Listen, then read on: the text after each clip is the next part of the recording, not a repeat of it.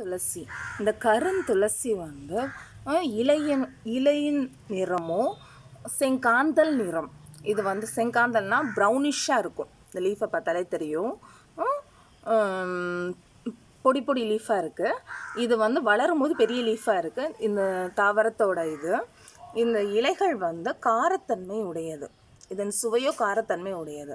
இந்த துளசி, இஞ்சி, அச்சு வெல்லம் கொதிக்க வச்சு குடிக்கும் பொழுது நமக்கு என்ன செய்யும்? வீசிங் ட்ரபிள், சளி தொல்லை, இது எல்லாத்தையும் என்ன செய்யும்?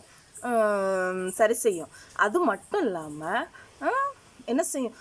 சர்க்கரையின் அளவு, diabetes patient, you drink this health drinks, medicine basil, ginger and palm sugar, boil with water and filter and drink it, cure for control of diabetes. So சர்க்கரை வியாதி உள்ளவங்க நீங்கள் இந்த கருந்துளசியை என்ன செய்யுங்க? இஞ்சி அச்சுவோடு சேர்த்து குடிக்கும் பொழுது அந்த சர்க்கரையின் அளவு கண்ட்ரோலில் இருக்கும். சளி, இருமல் தொல்லைகள்லேருந்து நம்மளை பாதுகாத்துக்கும்.